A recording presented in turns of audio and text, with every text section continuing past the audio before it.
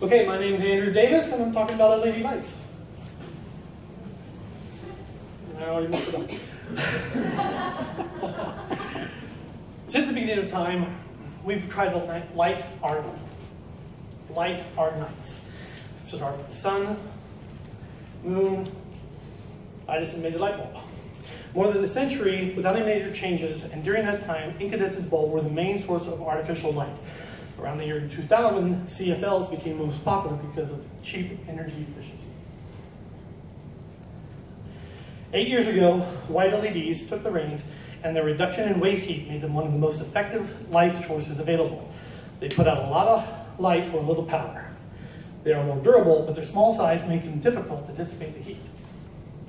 With no moving parts, LEDs are cheap to produce, cheap to power, and easy to play with. This is my lamppost. I installed it in 2010.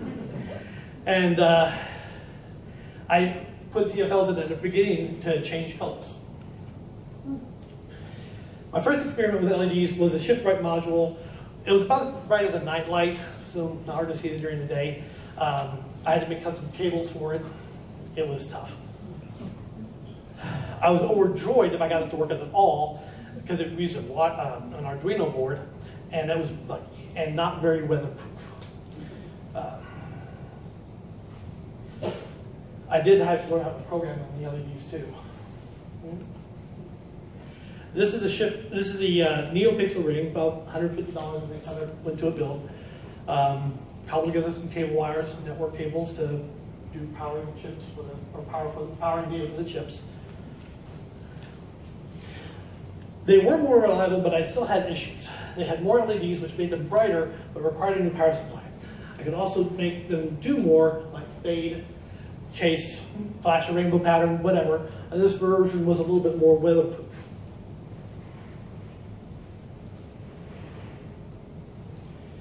The last version cost about $80. 5 Aura LED light strips, about $5 each from Walmart. A spool of telephone wire, $10. And a 4-port USB outlet, charging outlet from Home Depot. And I got more, got it right away. Then I went to the TV sets.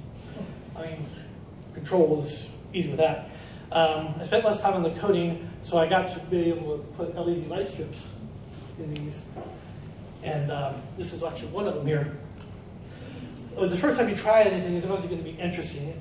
I ended up using some U-bend bulb kits too, and relays to control the power board. The first attempt involved an unexpected light show.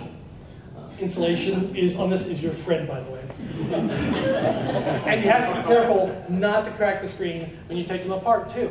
But if you end up getting back together, you end up with a TV set you can put in your garage, or do a presentation.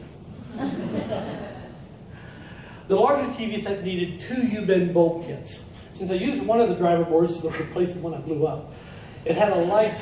I was able to light it up from one common board. The broken flat screen TV also yielded some light diffusing materials that I found some uses for in these. The LED path lights, this has got the diffuser in it. Put these on strings, 4 strings, 6 lights per string, and I can power them with the same LEDs that I do here. They also cost only like $1.50 each. And I'm able to heat seal the insides of plastic tubes, so now they're definitely waterproof. The same LEDs can be made into a longer hose and attached to the other side of the vehicle for the undercarriage glow without all the expense. But those are everywhere. I plan on mounting mine in the wheel wells and connect them to the turn signal of my van. And why not? There have been third brake lights since the 80s. Extra visibility is safer.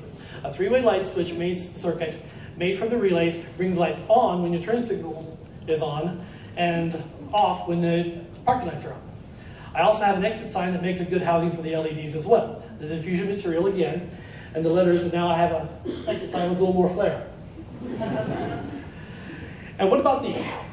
I have some porcelain pieces that are just translucent enough to glow when you put LEDs in them. Good for ambient light nights, but kind of creepy. The point is, this is how I like to play. And you should go play too. It doesn't cost a lot to experiment. And the only resource you shouldn't waste is your imagination.